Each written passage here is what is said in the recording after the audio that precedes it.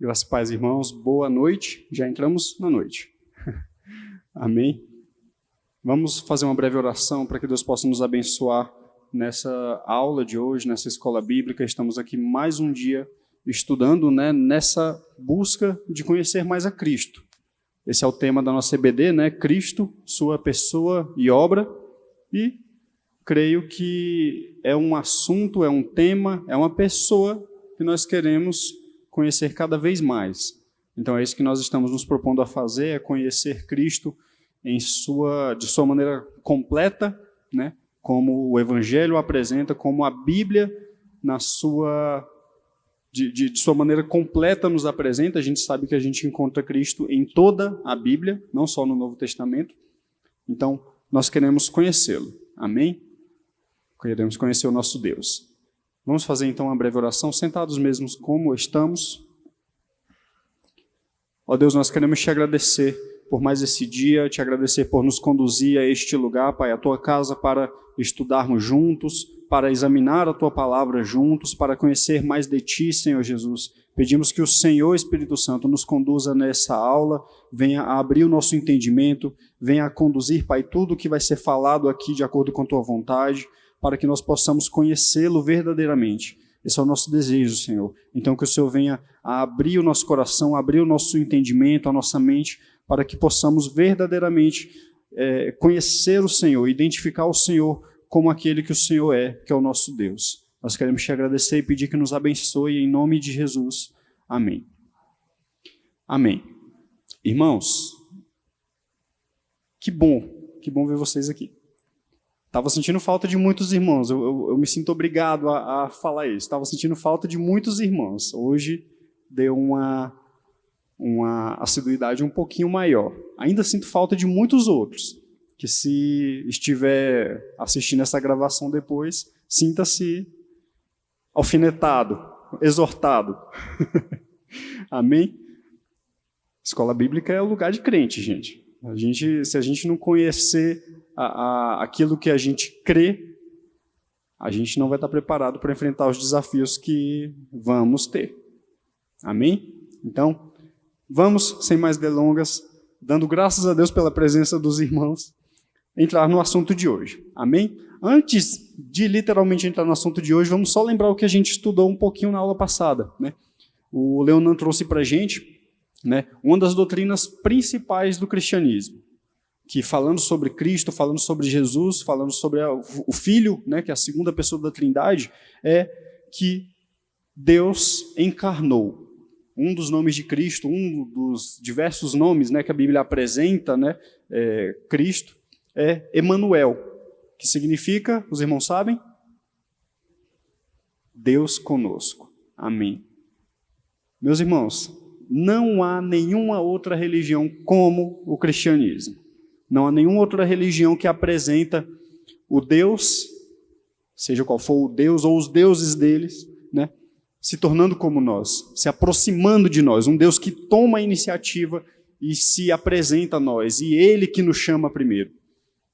Na nossa fé, é isso que nós encontramos, é um Deus que desce até nós, que vem até nós. E isso tudo por quê? Por que nós precisamos de Cristo? Porque nós caímos, nós pecamos. Nossos pais lá no Jardim do Éden pecaram. Então Deus, Ele não espera o retorno do homem. Ele já toma a iniciativa. Ele, sabendo que o homem precisa de salvação, senão o destino de toda a raça humana seria o quê? O inferno. Deus traça um plano maravilhoso de redenção. E Ele toma então essa iniciativa, Cristo vem, a gente vê o decorrer da história, tudo apontando para Cristo. O relato aí, a história da redenção, tudo apontando para Cristo, e como Deus vai se revelando no decorrer antes da vinda de Cristo, aos homens, mas chega essa data maravilhosa, que é o nascimento de Cristo. Cristo, Ele vem, Cristo se faz como homem, por quê? Porque nós precisávamos disso.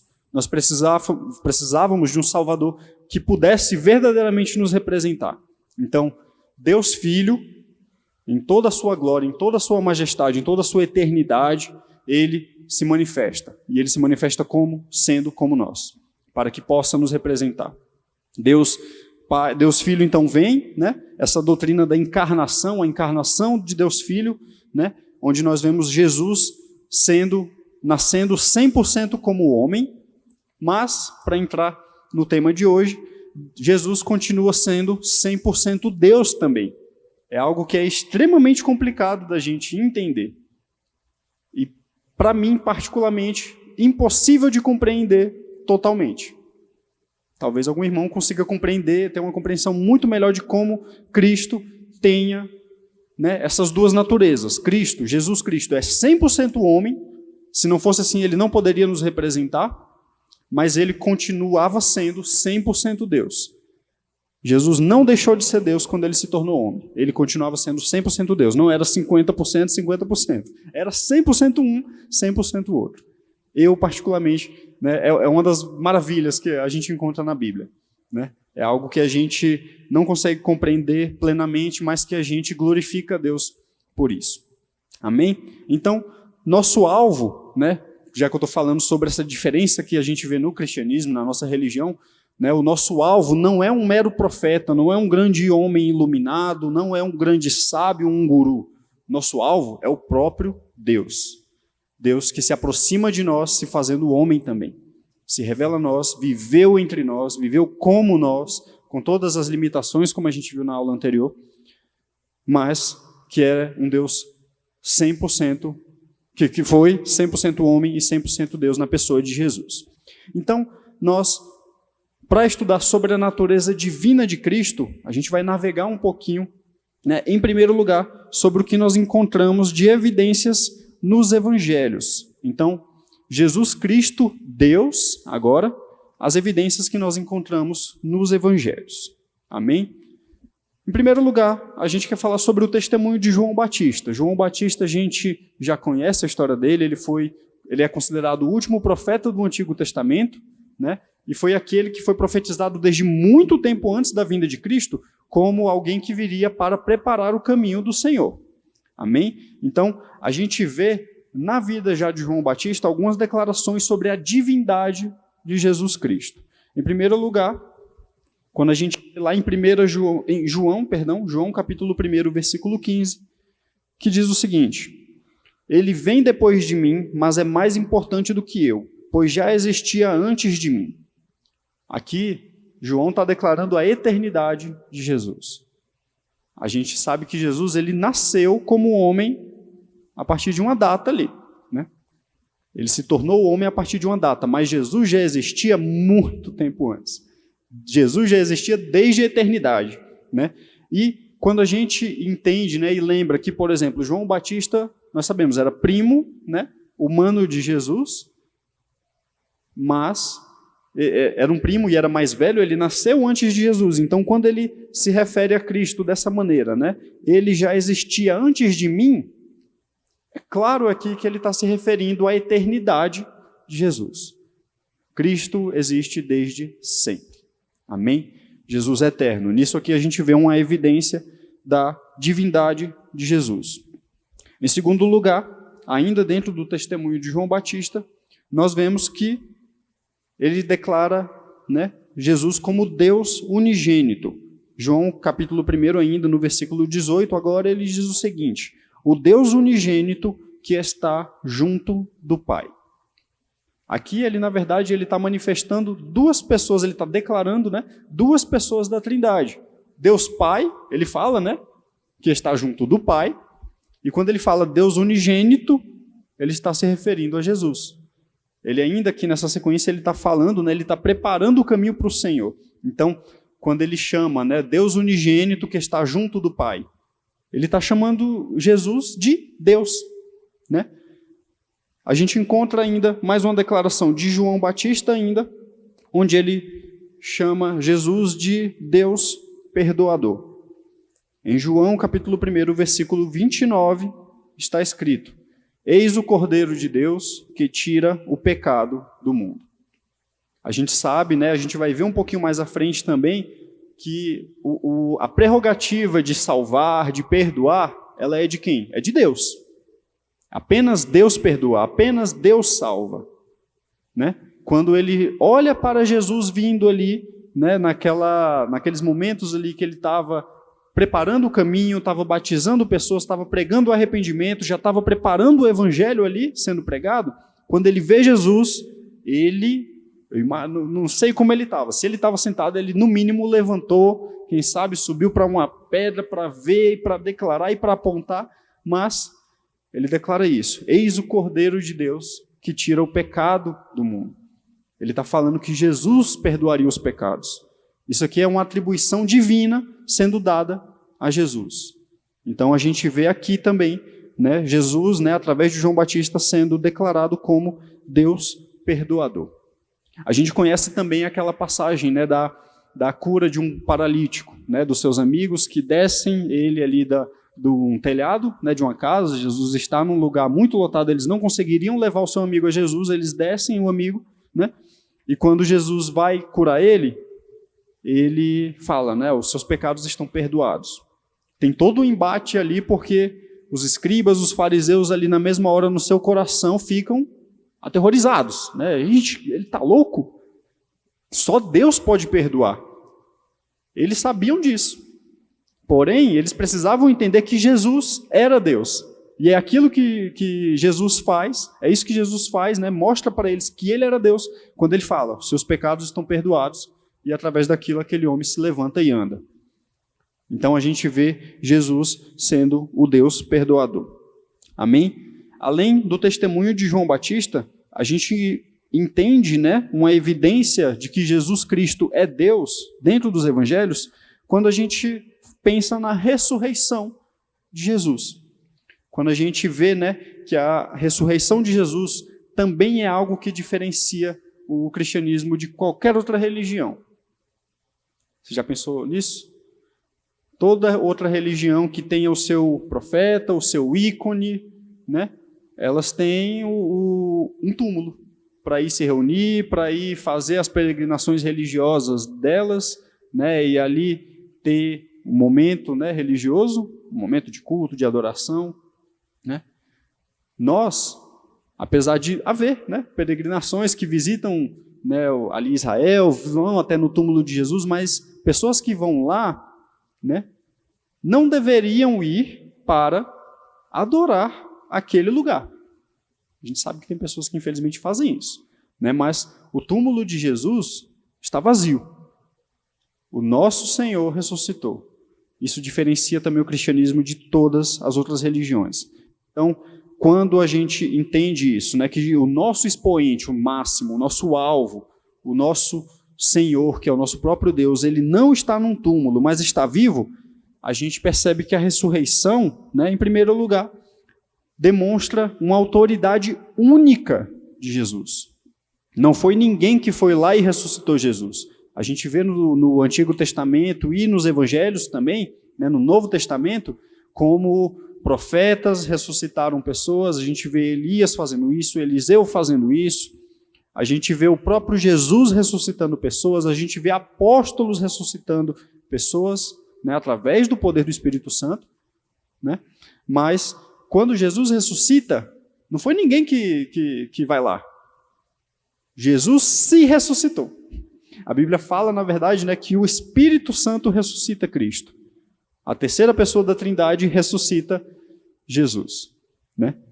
Então, quando a gente vê isso, né, é uma autoridade totalmente única e especificamente divina que Jesus manifesta ali.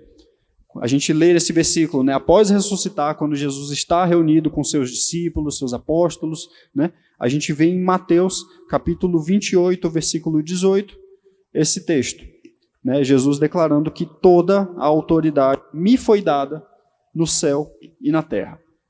Então, meus irmãos, isso aqui o próprio Jesus está declarando. Ele tem toda a autoridade. Só um momentinho. Paulo, tu consegue arranjar o microfone para a gente, por favor? Pronto, obrigado. Enquanto isso, né, o Rony vai pegar um microfone, vai fazer um comentário, e até os irmãos, né, me perdoem por não ter comentado antes. Estamos numa aula, tá? Então, por favor, qualquer momento, levantem a mão. O Rony, já que já está com o microfone, vai chegar o microfone até você, eu peço que você espere para a gente poder ouvi-lo. Ótimo, muito obrigado. Paz, igreja. Eu ia dizer que essa ressurreição ela já é diferenciada, né? É porque é uma ressurreição que não é comum. Outras pessoas até ressuscitaram, né, da morte, como o Douglas acabou de falar. Só que a ressurreição de Cristo, ela já foi adimensional, ela já quebrou dimensões, né?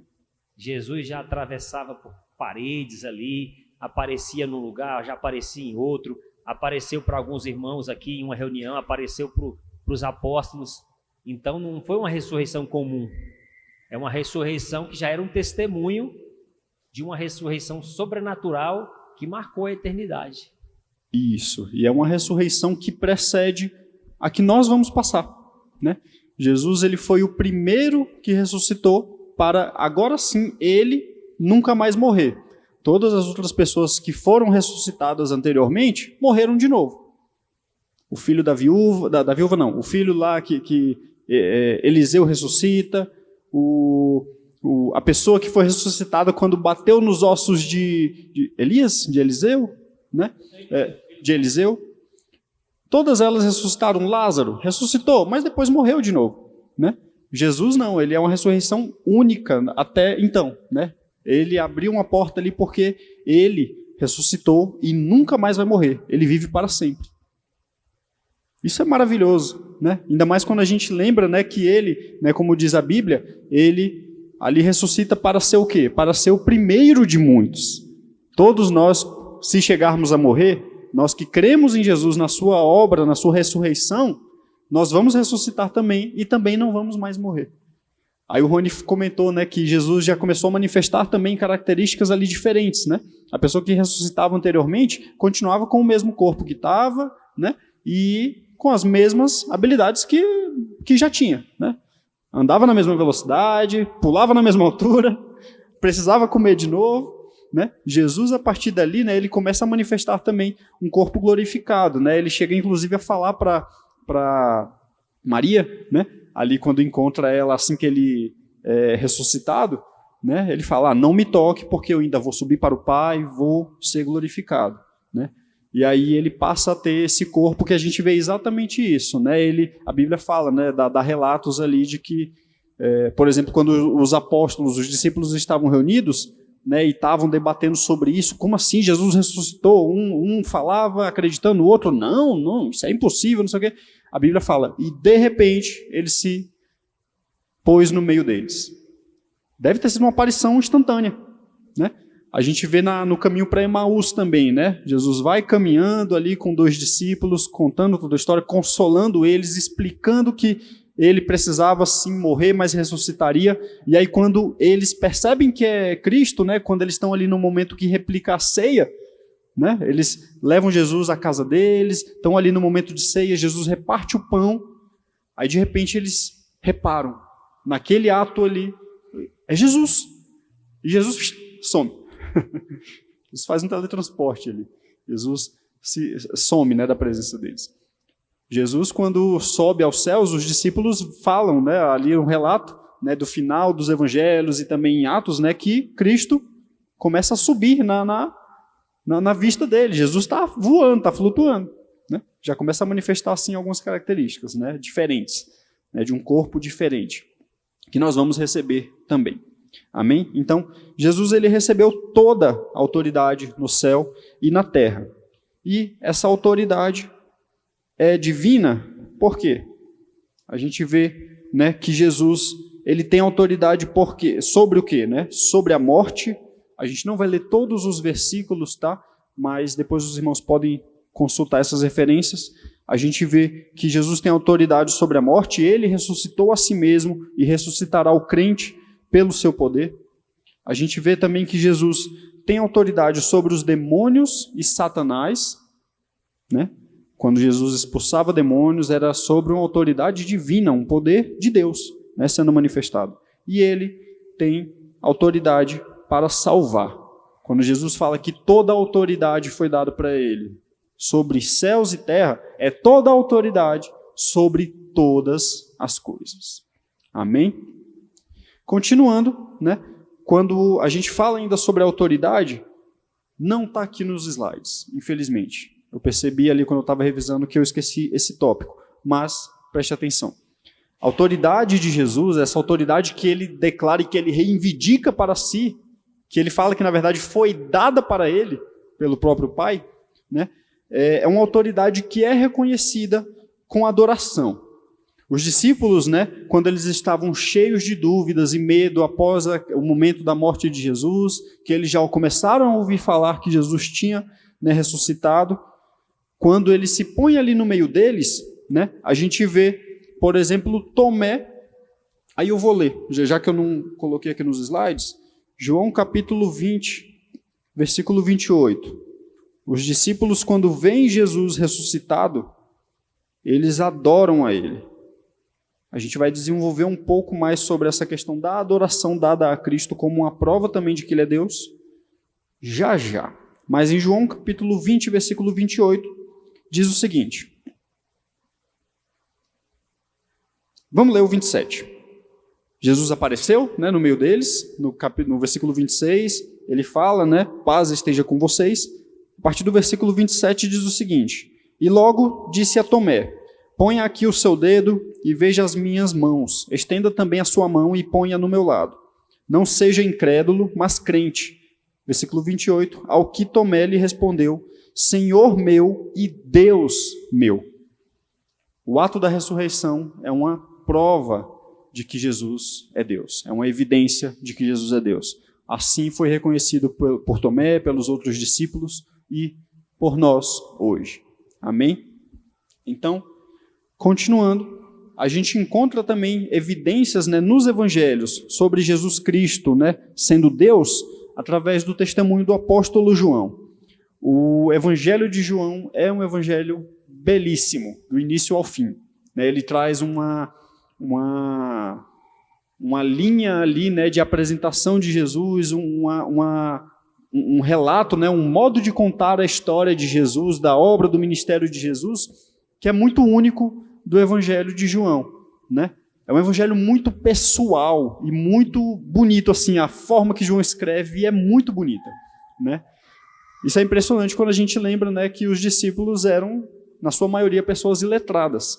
Né? Mas é muito poético a forma que João apresenta Jesus. A gente vê, por exemplo, no início, né, do Evangelho, palavras poderosíssimas sobre Jesus, quando ele fala, né, da encarnação do Verbo. Creio que todos já leram. Amém? O Evangelho de João e sabem como ele começa. Né? Quando João relata ali, né, no princípio, ecoando ali o Gênesis, né, no princípio era o Verbo. Ele está falando de Jesus aqui. Né? Tem algumas versões que falam, no princípio era a palavra, né? No princípio era o verbo.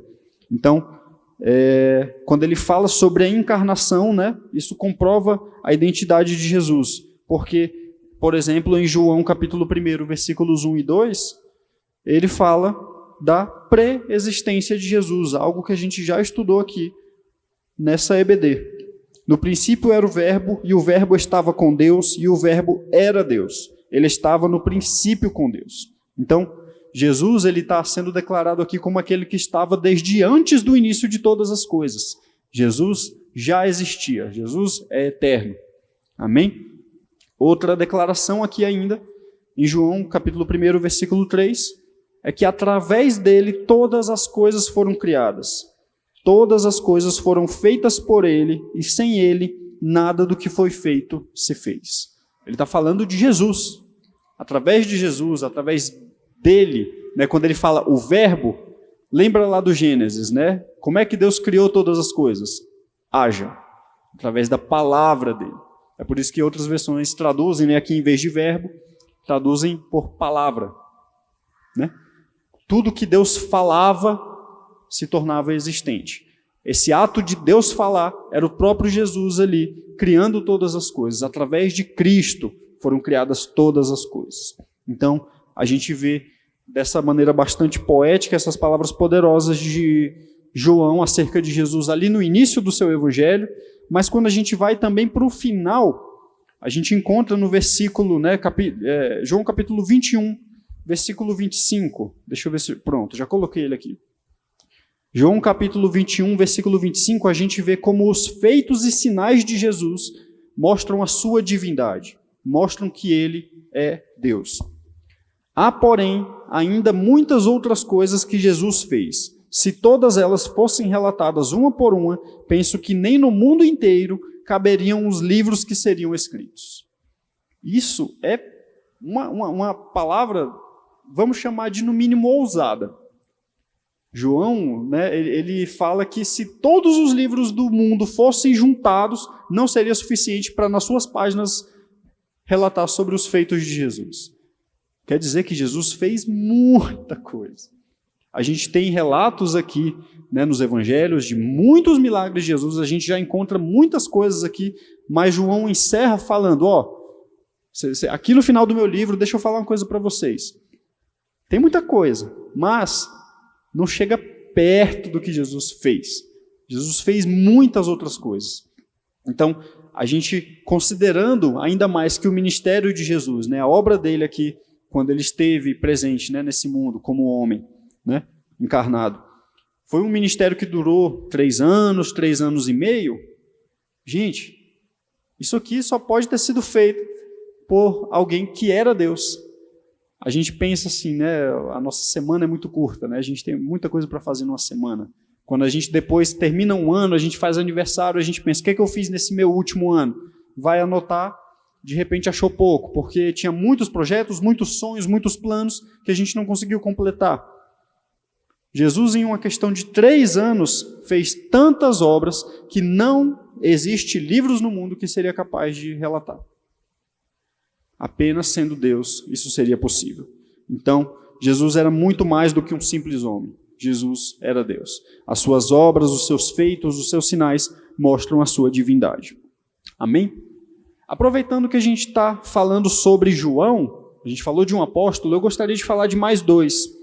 A gente encontra evidências, né, de Jesus Cristo sendo Deus através de testemunho de outros 2 apóstolos. Todos eles, claro, testemunharam, né, sobre Jesus sendo Deus. Mas vamos falar de 2 apóstolos. Em primeiro lugar, o testemunho de Pedro. Pedro, a gente sabe que esteve presente desde o início do ministério do terreno, né, de Cristo, esteve do início até o fim. Pedro foi um dos primeiros chamados, né, um dos primeiros discípulos chamados, né. A gente não tem como ter certeza absoluta se o relato lá, por exemplo, né, quando é contado quem eram os apóstolos, se aquilo ali era uma ordem de chamada, né, literal, de tempo ali, que eles foram chamados, mas Pedro é sempre citado primeiro. E a gente, quando lê lá os evangelhos, né, quando lê os evangelhos, a gente vê que Pedro, né, pelo que a gente entende, consegue enxergar, Pedro foi um dos primeiros chamados, né? Jesus chama Pedro e seu irmão André. Quase me falha a memória. Depois chama Tiago e João, seu irmão também. Depois vai chamando um a um, né? Mas Pedro, o que a gente quer falar é que Pedro esteve do início ao fim do ministério de Cristo. Então, ele viu todas essas grandes coisas que a gente só vai saber quando chegar no céu. Que João fala que não tem livro, né, para contar. Pedro, se não chegou a ver todas, viu muitas mais das que estão relatadas nos evangelhos. Mas bem, Pedro esteve em momentos cruciais da vida de Jesus. Ele não só teve do início ao fim, mas ele teve presente literalmente em momentos cruciais. Ele esteve no Monte da Transfiguração, ele esteve presente, né, ali no Jardim do Getsêmani, ele esteve presente quando Jesus foi preso, ele viu o processo ali todo de humilhação de Cristo, porque ele estava presente, né, no templo, estava presente ali quando ele é confrontado e ele acaba negando Jesus. Ele viu toda a humilhação que Jesus passou, né, e ele viu Cristo ressurreto, partiu um peixe com Jesus, né? Então, Pedro, ele esteve presente em momentos cruciais. A gente vê, então, né, Pedro declarando a divindade de Cristo, em primeiro lugar, lá, por exemplo, quando ele chama, né, Jesus de Cristo, o Filho do Deus vivo. Ele é revelado pelo Espírito Santo essa verdade. Amém. Ele é revelado pelo Espírito Santo essa verdade. Cristo é o Filho do Deus vivo. Jesus é o Cristo, Filho do Deus vivo. Mas ele também declara, a gente vai passar aqui numa listinha rápida, né? Jesus como Deus exaltado. A gente vê Pedro declarando Jesus como Deus soberano, Jesus como Deus autor e doador da vida e também como Deus juiz. Isso aqui só em questão de uma pequena faixa ali de capítulos do livro de Atos.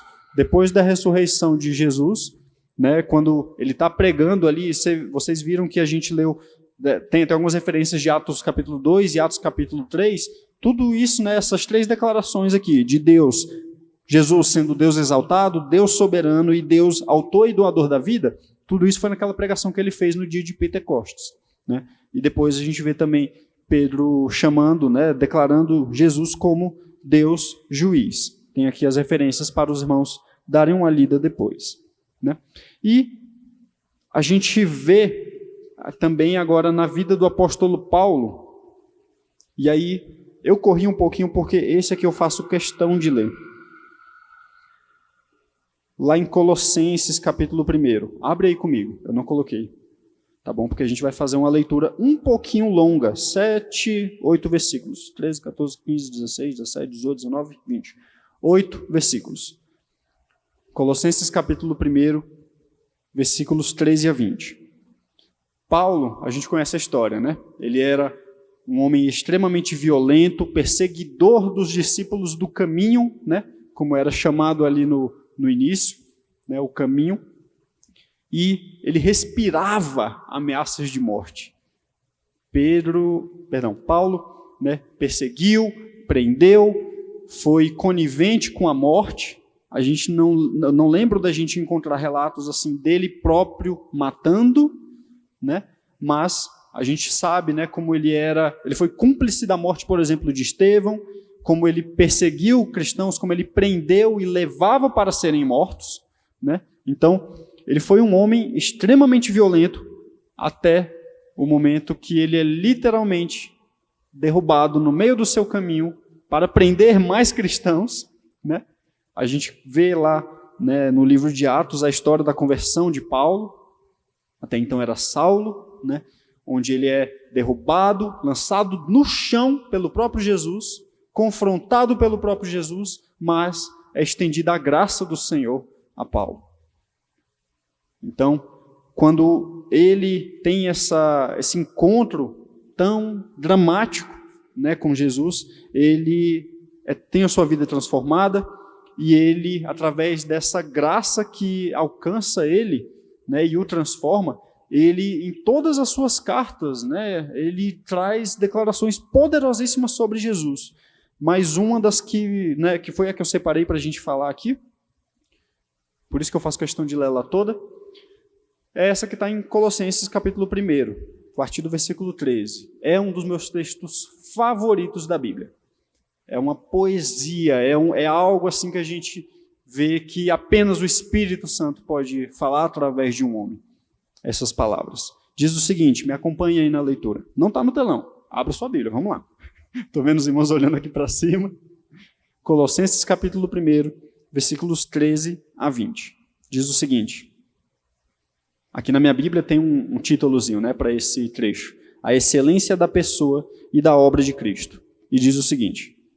Ele nos libertou do poder das trevas e nos transportou para o reino do seu Filho amado, em quem temos a redenção, a remissão dos pecados. Ele é a imagem do Deus invisível, o primogênito de toda a criação, pois nele foram criadas todas as coisas, nos céus e sobre a terra, as visíveis e as invisíveis, sejam tronos, sejam soberanias, quer principados, quer potestades.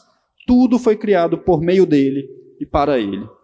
Ele é antes de todas as coisas. Nele tudo subsiste. Ele é a cabeça do corpo, que é a igreja. Ele é o princípio, o primogênito dentre os mortos, para ter a primazia em todas as coisas. Porque Deus achou por bem que nele residisse toda a plenitude, e que, havendo feito a paz pelo sangue da sua cruz, por meio dele, reconciliasse consigo mesmo todas as coisas, quer sobre a terra, quer nos céus.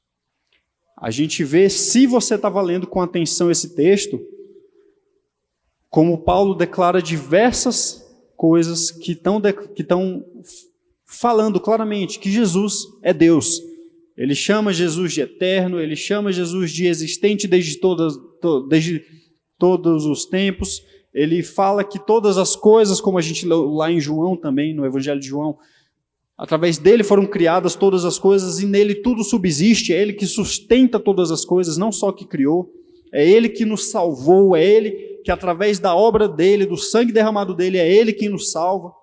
A gente vê que tudo, né, foi ele que fez, é ele quem sustenta, é ele quem nos transportou do reino das trevas, nos colocou no reino da luz.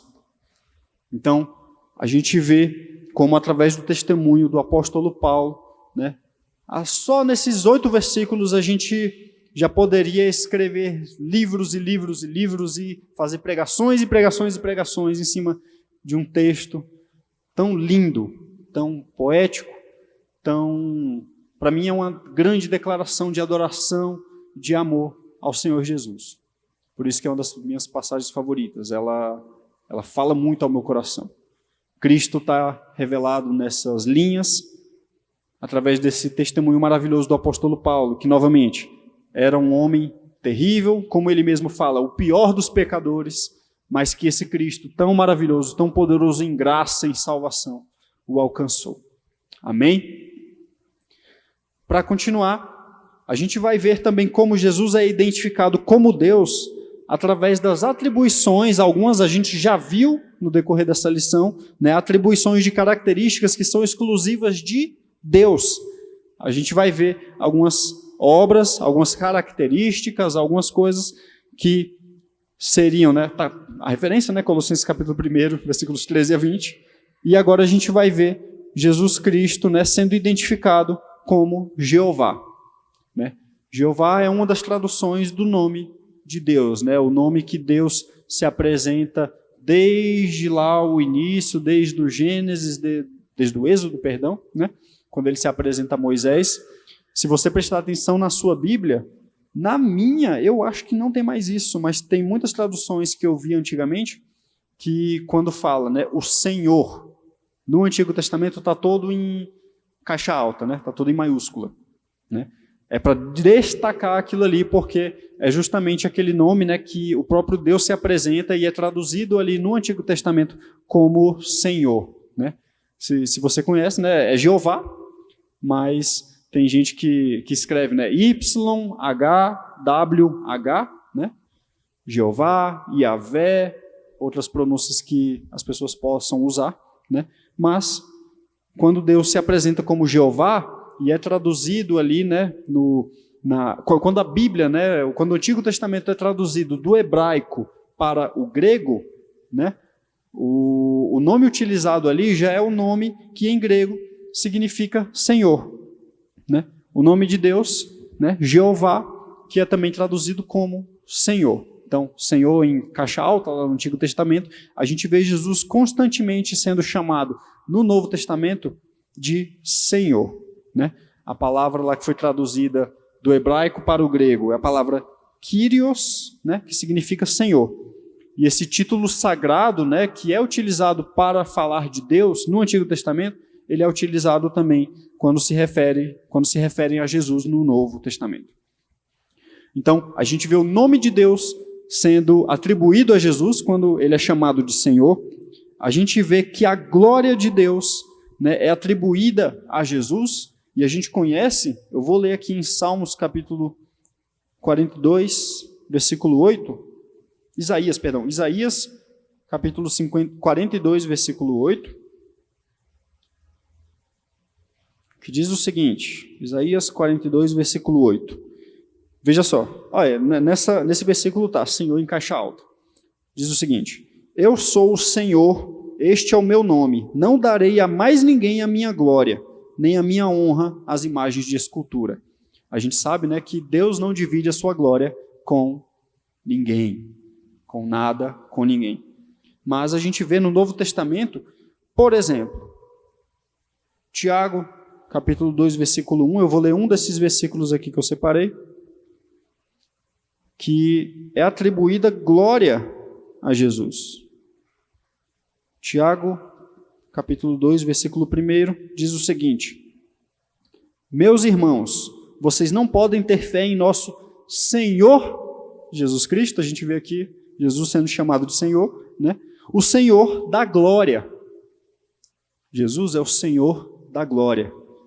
E aí você se pergunta, se Deus não divide a sua glória com ninguém, mas Jesus está sendo chamado de Senhor da glória, isso só pode significar uma coisa: Jesus é Deus.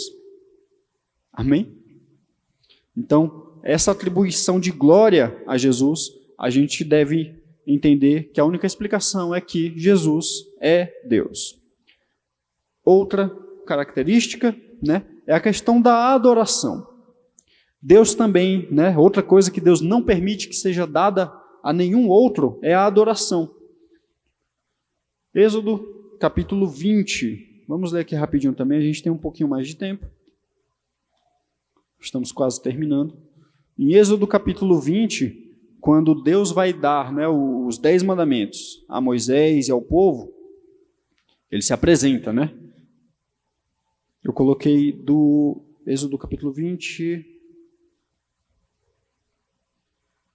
Vamos ler a partir do versículo 1. Então Deus falou todas estas palavras: Eu sou o Senhor, seu Deus, que o tirei da terra do Egito, da casa da servidão. Não tenham outros deuses diante de mim. Não faça para você imagem de escultura, nem semelhança alguma do que há em cima do céu, nem embaixo na terra, nem nas águas debaixo da terra. Não adore essas coisas, nem preste culto a elas. Porque eu, olha só, eu, o Senhor, seu Deus, sou Deus zeloso, que visito a iniquidade dos pais nos filhos até a 3ª e 4ª geração daqueles que me odeiam. Deus é um Deus que zela pela sua glória. E é um Deus que zela pela adoração que apenas Ele é digno de receber. Quando a gente encontra já em passagens, né, como por exemplo essa que a gente leu lá de João capítulo 20, né, quando Tomé adora a Jesus, chama ele de Senhor meu e Deus meu. Quando a gente vê diversas outras passagens, né, em que Jesus é adorado, como por exemplo Mateus capítulo 2, versículo 11, né, os próprios sábios, magos, reis, como você preferir chamar, né, vão conhecer, né, o Messias que tinha sido prometido. Ele nasce, né, e eles querem ir lá, eles falam, nós queremos ir lá para quê? Para adorá-lo. Jesus é adorado desde o seu nascimento. A gente vê os pastores de ovelhas indo lá adorar Jesus, a gente vê os próprios anjos dando glória a Deus, glorificando e adorando, né, o Filho que havia nascido, o Messias que havia nascido.